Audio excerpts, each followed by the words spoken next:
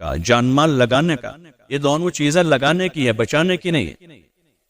جان اور مال جو ہے وہ اور دیگر جو کچھ اللہ نے دیا ہے، مومنین کی یہی صفت بیان کی ہے۔ وَمِمَّا رَزَقْنَاهُمْ يُنْفِقُونَ، اور اللہ نے جو کچھ دیا ہے، جان مال، صلاحیتیں، جذبات، عزت، عورت، جو کچھ ہے وہ اللہ کے نام پر لگانے کے لیے، اگر ضرورت پڑے عزت لگانے کی تو عزت دے دیں گے اللہ کے کلمے کی بلندی کے خاطر۔ حضرت ابوبکر رضی اللہ تعالیٰ عنہ کی پوری عزت پامال ہو گئی، کلمہ پڑھا، لوگوں کی نظر سے گر گئے، اور ایسا وقت ایک دن اتنا مارا کہ چہرہ بگاڑ دیا، اتنا مارا، حالانکہ بڑے عزیز آدمی تھے وہ مکے میں اور مالدار آدمی تھے، اتنا لگایا کہ سب ختم ہو گئے۔ پھر حضور صلی اللہ علیہ وسلم نے اس میں ترتیب بتائی کس کو کتنا لگانا۔ ایسا آدمی جو لگا کر محتاج بنے گا، لوگوں سے مانگے گا، بعد میں شکایت کرے گا، جمے گا نہیں، اس کو کہا تم تھوڑا رہنے دو اپنے پاس، سارا مت لگاؤ۔ یہ اس محنت سے ایک جذبہ یہ بنایا جا رہا ہے، چھٹا نمبر جو ہمارا ہے، کہ اللہ کے نام پر جان و مال لگانے کا جذبہ پیدا ہو، اور وہ جذبہ پیدا ہو کہ جو ہم اپنی ذات پر لگاویں اس کے مقابلے میں ہمیں وہ مال زیادہ محبوب ہو جو اللہ کے نام پر لگ جائے۔ فضیلت کی چیز تو یہی ہے۔ ہاں، شریعت کے احکام اپنی جگہ پر، آدمی کا اپنا حق بھی، بچوں کا حق، حقوق جو ہے واجب وہ اپنی جگہ ہے، لیکن اب اللہ کے نام پر آدمی کا جان و مال جو لگے وہ زیادہ عزیز ہو، زیادہ محبوب، اس لیے کہ اس کا بدلہ ملے گا، اپنے اوپر لگایا اس کا حساب ہے۔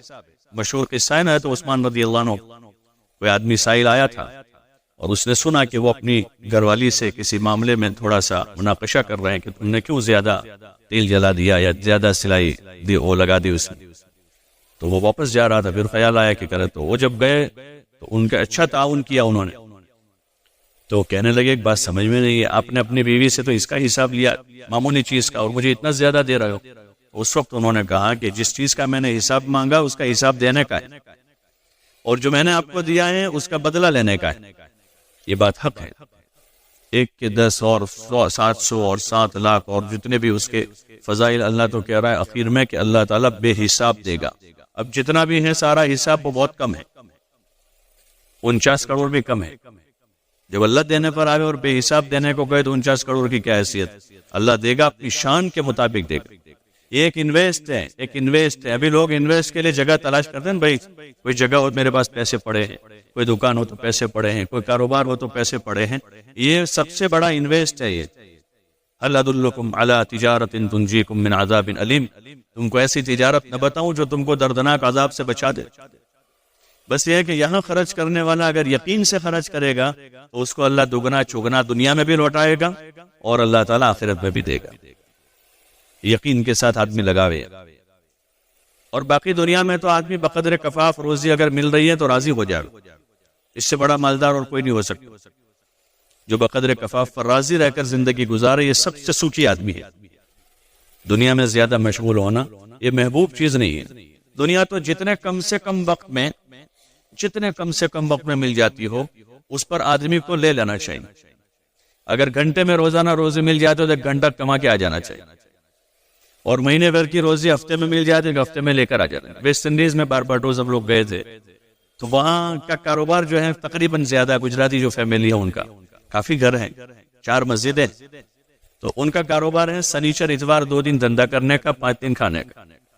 سنیچر اور اتوار سال بھر کا معمول، صرف دسمبر کے مہینے میں 15 دن مسلسل کاروبار پر جاتے ہو، 10 دسمبر سے 25 دسمبر تک، وہ جو ان کا تہوار ہوتا ہے کرسچن لوگوں کا، تو اس میں 15 دن مسلسل، باقی ہر ہفتے 2 دن، سنیچر اتوار 2 دن کاروبار، اور اللہ ان کو خوب روزی دے رہا ہے۔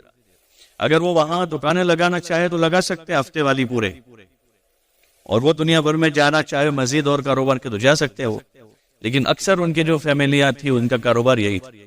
آدمی کو کم سے کم وقت میں روزی لے کر اپنے باقی وقت کو اللہ کی عبادت میں اور اس کے دین کی محنت میں لگانا چاہیے۔ حضرت حکیم الامت مولانا اشرف علی صاحب تھانوی رحمۃ اللہ علیہ کی کتاب حلال مال، چھوٹا سا رسالہ ہے، اس میں انہوں نے ایک جگہ لکھا ہے کہ جس آدمی کو بقدر کفاف روزی میسر ہو، یعنی اس کا گزارا ہو جاتا ہو، ایسے آدمی کے لیے افضل یہ ہے کہ وہ عبادت میں لگے، اب وہ کمانے میں نہ لگے۔